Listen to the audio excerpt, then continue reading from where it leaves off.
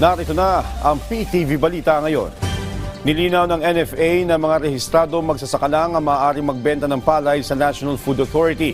Ayon sa NFA, dapat nakarehistro sa Registry System for Basic Sectors in Agriculture ang pangalan ng mga magsasaka o dapat magpakita sila ng certification mula sa kanilang local government units. Layo ng hakbang na ito na maging transparent ang proseso at makinabang ang mga maliliit na magsasaka sa halip ng mga negosyante.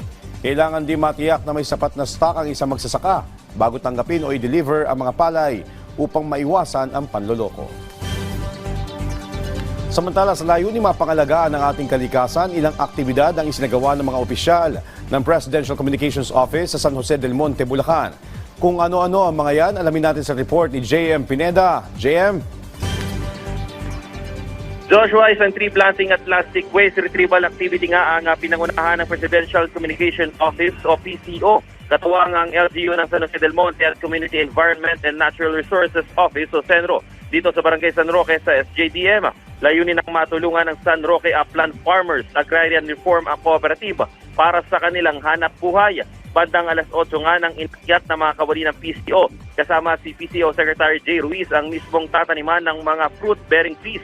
Sa gitna naman ng paglalakad ay namulot ng mga basura ang hensya na bahagi ng waste retrieval sa lugar. Ayon kay PCO Secretary J. Ruiz, dapat alagaan at protektahan ng mga mamamayan ang kalikasan kung saan bahagi nga ito ng pagtatanim ng mga bagong puno na makakatulong para sa pagsugpo sa climate change. Malaking bagay rin daw kung magtutulungan ng bawat isa sa pagtatanim ng mga puno dahil kapag pinagsama-sama umano ang mga ito ay may magandang epekto na kakahinatnan. Isa rin sa binigyang din niya na ang pagtatanim ng puno ay halimbawa rin ang pagtatanim ng pag-asa at magandang kinabukasan para sa Pilipinas.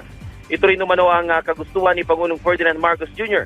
na alagaan at palakasin pa ang bawat kayamang kalikasan ng bansa. Bukod sa aktibidad na yan, Joshua, ay may kadiwa ng Pangulo rin sa Barangay San Roque na makakabili ka ng murang mga prutas at gulay. Yan muna ang latest. Ako si JM Pineda para sa Pambansang TV sa Bagong Pilipinas. Maraming salamat, JM Pineda. Sa ating lagay ng panahon, makakaranas ng pag-ulan na malaking bahagi ng bansa ngayong araw dahil sa habagat. Kabilang dito ang Metro Manila, Visayas, Mimaropa, Pangasinan, Zambales, Bataan, Tarlac, Pampanga, Bulacan, Cavite at Batangas. Sa Mindanao, asahan ng maulap na papawiri na may isolated rains dahil pa rin sa habagat. Asahan ng mga pagbaha at pagguho ng lupa sa mga nabanggit na lugar, lalo na kung magiging malakas ang buhos ng ulan. Localized thunderstorm naman ang sanhi na manakanakang pag-ulan sa nalalabing bahagi ng Luzon. At yan ang mga balita sa oras ito. Para sa iba pang updates, follow at ilike kami sa aming social media platforms sa @PTVPH. Ako po si Joshua Garcia para sa Pambansang TV sa Bagong Pilipinas.